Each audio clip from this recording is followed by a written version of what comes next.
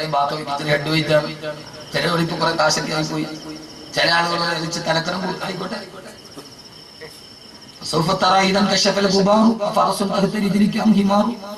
ഇപ്പൊ അന്തരീക്ഷം പൊടി പിടിച്ചു കിടക്കുക.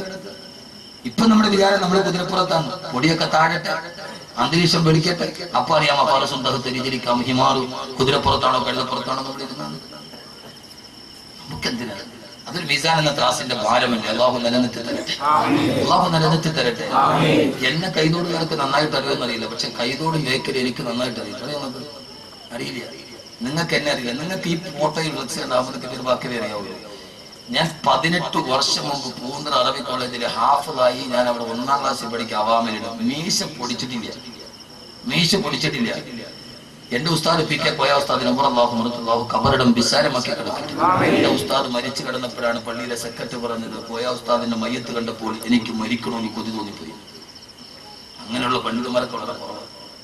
എന്റെ ഉസ്താദിന്റെ മയ്യത്തിന് അനുശോചനം തോട്ടക്കാട്ടുകാരുടെ പ്രസിഡന്റ് പറഞ്ഞു, കോയ ഉസ്താദിന്റെ മയ്യത്ത് കണ്ടപ്പോൾ എനിക്ക് മരിക്കാൻ കൊതി തോന്നിപ്പോയി. ഒരാൾ മരിച്ചു കിടക്കുന്നുണ്ട്, അപ്പൊ ജീവിച്ചിരിക്കുന്ന ആൾക്ക് കൊതിയാവും. പൂന്തറ കോളേജിന് വലിയ വരുമാനമൊന്നുമില്ല. അപ്പോ ഉസ്താദ് എല്ലാ വർഷവും കലണ്ടർ അടിക്കും. വിൽക്കാൻ വേണ്ടി മുത്തലിങ്ങൾ പറഞ്ഞു.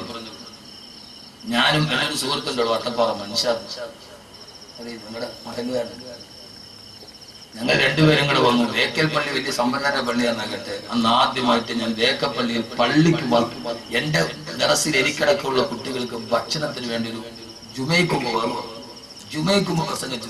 രക്ഷ കലണ്ടൂക്കര സംഭവം നടക്കുന്നത് വേക്കൽ പള്ളിയിലാണ്. പ്രസംഗിച്ച് ഞാൻ മരണത്തെ കുറിച്ച് പറയാം. കബറും കഫത്തോണി പറഞ്ഞാലേ കായ് കിട്ടുപോയി. അങ്ങനെ പ്രസംഗം ചൂട് പിടിച്ചു. അന്നെ മീശ പൊടിച്ചിട്ടില്ല.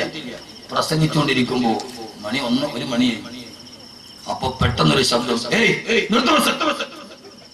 ആളുകളുടെ ഇടയിൽ ആരോ പറഞ്ഞു പള്ളിയുടെ പ്രസിഡന്റാണ്. ഞാൻ പറഞ്ഞു ഇത് എന്തൊരു മനുഷ്യനാണ്. ഞാൻ പേടിച്ച് പറച്ചവിടെ ഇരുന്നു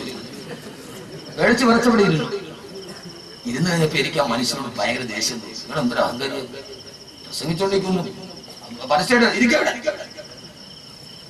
എല്ലാരും നിസ്കാരം കഴിഞ്ഞിറങ്ങിയിട്ടു ആ മനുഷ്യൻ തന്നെ എന്നെ വിളിച്ചുകൊണ്ട് പോയിട്ട് എല്ലാവരോടും പറഞ്ഞു, ഇത് കോയ ഉസ്താദിന്റെ പള്ളിയിൽ നിന്ന് വന്ന കുട്ടികളാണ്, എല്ലാവരും പൈസ കൊടുക്കുക. പൈസയൊക്കെ വാങ്ങിച്ചു തന്നു. നേരെ വിളിച്ച് വീട്ടിൽ കൊണ്ടുപോയി ഭക്ഷണം തന്നതിന് ശേഷം 2000 രൂപ എടുത്ത് വന്നിട്ട് പറഞ്ഞു, ഉസ്താദിനോട് ദുആ ചെയ്യാൻ പറഞ്ഞു. ഉങ്കുടി മാനേജരാണ്. അപ്പൊ ഞാൻ ആളുകളോട് ചോദിച്ചു, ആരാ ഇയാളെ മക്കളാണ് എന്നോട്.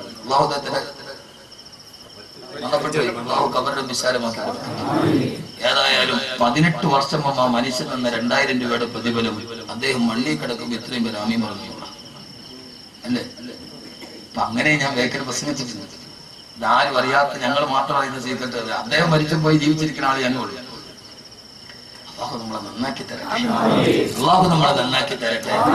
എന്നാൽ ഈ മനുഷ്യ പിശാചിനെതിരെ അതുകൊണ്ട് ജീവിതത്തിൽ ലാ ഇലാഹ ഇല്ലല്ലാഹ് പറഞ്ഞവർ മരിക്കുന്ന സമയത്ത് പറയാൻ പറ്റൂല.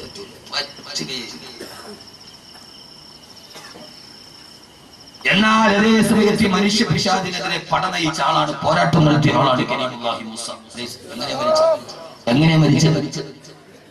കരീമുല്ലാഹി മൂസാ നബിയുടെ അടുക്കലേക്ക് റൂഹ് പിടിക്കാൻ അസ്രായീലിനെ പറഞ്ഞു വിട്ടു. അസ്രായീൽ വന്നിട്ട് പറഞ്ഞു, കരീമുല്ലാഹി മൂസാ, നിന്റെ റൂഹ് പിടിക്കാൻ എന്നെ പറഞ്ഞു വിട്ടടാ. വരുന്നു മൂസാ നബി വരട്ടെ കൈയെടുത്തിട്ട് അസ്രായീലിന്റെ കരണ താങ്ങെടുത്തു. അസ്രായീലിന്റെ കണ്ണു പൊട്ടിപ്പോയി. അസ്രായീൽ റൂഹ് പിടിക്കാൻ വന്നു, ഒറ്റ അടി മൂസാ നബി അസ്രായീലിന്റെ കണ്ണു പൊട്ടിപ്പോയി.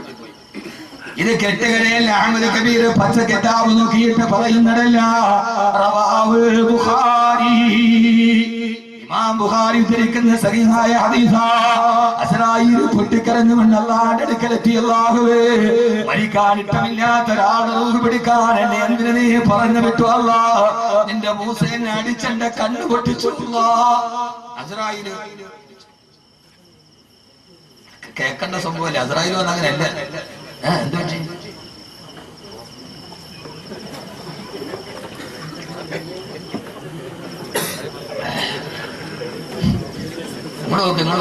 ഞാനൊരു മറുപടി പറഞ്ഞില്ല, പറഞ്ഞ ശരിയാവില്ല. ഇന്നോ അസ്രായീൽ അലൈഹിസ്സലാത്തു വസ്സലാം അല്ലാഹുവോട് പറഞ്ഞു, അല്ലാഹുവേ, ഇനി ചിരിക്കാൻ സമയമില്ല, വിഷയം. അല്ലാഹുവേ, മരിക്കാൻ ഇട്ടില്ല അത്ര ആളെടുത്ത് എന്നെ എന്തിനു പറഞ്ഞു വിട്ടു? അല്ലാഹു അടിച്ചിട്ട് എന്നെ കണ്ണു പൊട്ടിട്ടു. അല്ലാഹ് പറഞ്ഞു, അസ്രായീലേ, ഇത് കെട്ടുകഥയില്ല. റവാഹുൽ ബുഖാരി. ഇസ്രായേലേ, എന്റെ മൂസ അല്പം ദേഷ്യക്കാരനാണ്. മൂസായോട് പോയൊരു കാര്യം പറയുമ്പോൾ ഇച്ചിരി മാന്യമായിട്ട് തന്മയത്വത്തോടെ പറയണം. ഇല്ല, എന്റെ മൂസ ഇങ്ങനെയൊക്കെ പറയും. എന്റെ മൂസയാണ് ഒറ്റയടിക്ക് ഒരാളെ കൊന്ന ആളാണ് എന്റെ മൂസ. മൂസ ഒറ്റയടിക്ക് ഒരാളെ കൊന്ന ആളാണ് എന്റെ മൂസ. അപ്പൊ മൂസയോട് പറയുമ്പോ ഒറ്റയടിക്ക് ഒരാളെ കൊന്ന ഒരാൾ ഇന്ത്യയിൽ ഇപ്പോഴും ജീവിച്ചിരിപ്പുണ്ട്. നിങ്ങൾ ആഴ്ച മംഗളം വായിച്ചാൽ മതി. ഇന്ത്യയുടെ മുൻ ക്രിക്കറ്റ് ക്യാപ്റ്റൻ നവജോത് സിംഗ് സിദ്ധു. വായനയുടെ ലോകം വിശാലമാണ്. എന്റെ വായനയുടെ ലോകം വിശാലമാണ്. വായിക്കണം. അത് മുത്തല്യങ്ങളോട് ഞാൻ പറയുന്നത് ഉപദേശിക്കുകയല്ല. ഇനി നമ്മൾ കാലഘട്ടത്തോട് പ്രബോധനം നടത്തേണ്ടത്. വായിക്കണം, നന്നായി വായിക്കണം. അള്ളാഹു ബോധം തരട്ടെ. ഞാൻ നല്ല മഴയുള്ള സമയത്ത് എന്റെ വീടിന് മുമ്പിൽ ഒരു ചായക്കടയാണ്, നമ്മുടെ സുബേറിന്റെ ചായക്കട. ഡ്രൈവർമാരെ പറഞ്ഞിട്ട് വൈകുന്നേരം നല്ല കട്ടൻ ചായയും പരിപ്പോടയും നല്ല കോമ്പിനേഷൻ. ഡ്രൈവർമാർ വാങ്ങിച്ചുകൊണ്ട് വരും. പക്ഷെ പരിപ്പോട തിന്നുന്നതിനൊക്കെ പൊതിഞ്ഞ പേപ്പർ വായിച്ചിട്ടേ ഞാൻ പരിപ്പോട തിന്നുള്ളൂ. ചിലപ്പോൾ എനിക്ക് വാങ്ങി പറയാൻ എന്തെങ്കിലും ആ പഴയ പേപ്പറിൽ വായിക്കണം. വായിച്ചാലും വളരും, വായിച്ചില്ലെങ്കിലും വളരും. വായിച്ചാൽ വിളയും, വായിച്ചില്ലെങ്കിൽ വളയും. കുഞ്ഞിന്റെ ഭാഷ എങ്ങനെയായാലും വായിച്ചാലും യഥാർത്ഥത്തിൽ സഹോദരങ്ങളെ വായന.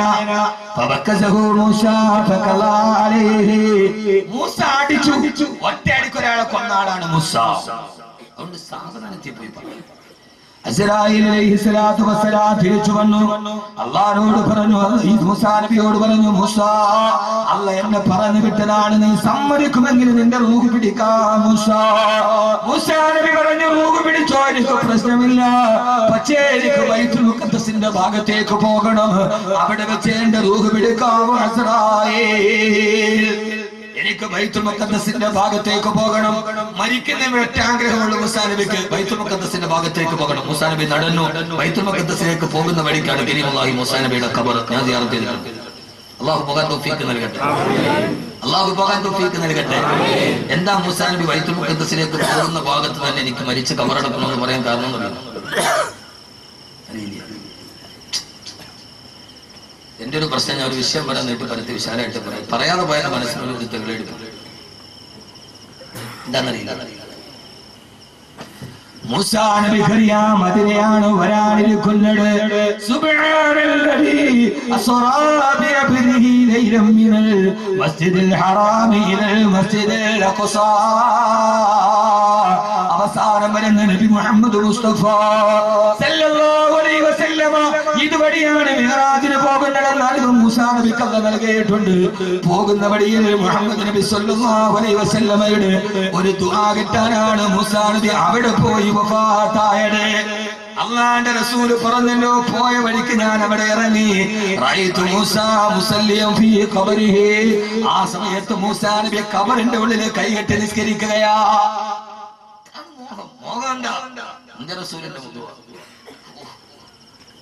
ഭയങ്കര ഇസ്ലാമിന്റെ ചരിത്രം. അങ്ങനെ ബൈത്തുൽ മുഖദ്ദസിന്റെ ഭാഗത്തെത്തി. അവിടെ എത്തുമ്പോൾ കുറെ ആളുകൾ അവിടെ ഖബർ കുഴിച്ചു കൊണ്ടിരിക്കുകയാ. ആളുകളെ പരിചയമില്ല, ഇതേവരെ പരിചയമില്ലാത്ത മുഖമാ. മൂസാ നബി ചോദിച്ചത്രേ, ലിമൻ ഹാദൽ ഖബർ, ആർക്ക് വേണ്ടിയാണ് ഈ ഖബർ നിങ്ങൾ കുഴിക്കുന്നത്? ആ സമയത്ത് അവര് പറഞ്ഞു,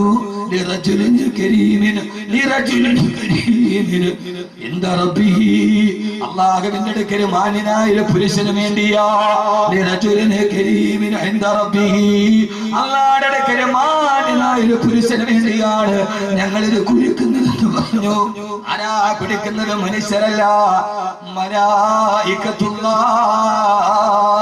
അല്ലാഹുവിന്റെ മലക്കുകളാണ് ഖബർ കുഴിക്കുന്നത്. ആ മലക്കുകൾ പറഞ്ഞു, അല്ലാഹുവിന്റെ അടുക്കൽ മാന്യനായ ഒരു ചെറുപ്പക്കാരനുണ്ട്. ആ ചെറുപ്പക്കാരന് വേണ്ടിയാണ് ഖബർ കുഴിക്കുന്നത്. മൂസാ നബി ആ ഖബറിന്റെ ഉള്ളിലേക്ക് ഇറങ്ങി. എന്നിട്ട് അതിന്റെ ഉള്ളിൽ നീണ്ടു നിവർന്ന് കിടന്നു നോക്കി. ആ സമയത്ത് സ്വർഗത്തിന്റെ പരിമളം കണ്ടു മൂസാ. സ്വർഗത്തിന്റെ വിരിപ്പാറടി മണ്ണിന്റെ ഉള്ളിൽ കണ്ടു മൂസാ അലൈഹിസ്സലാത്തു വസ്സലാം. അങ്ങനെ ഖബറിൽ മറന്നു കിടക്കുമ്പോ ആ സമയത്ത് അസ്രായീൽ അലൈഹിസ്സലാത്തു വസ്സലാം റൂഹ് പിടിച്ചു. പിന്നീട് നടന്നത് ചരിത്രമാണ്. മൂസാ നബിയുടെ മയ്യത്ത് കുളിപ്പിച്ചത് മനുഷ്യരല്ല, മലായികത്തുല്ലാഹ്. മൂസാ നബിയുടെ കഫം പൊതി തുണിഞ്ഞത് മലായികത്തുല്ലാഹ്. മൂസാ നബിയുടെ മയ്യത്ത് നിസ്കരിച്ചത് മലായികത്തുകളോ. പണ്ട് ചെറുപ്പക്കാരാ, അഭിനവരാഗ ലോകത്തിന്റെ പേക്കൂട്ടുകളോട് രാതിയാവാട്.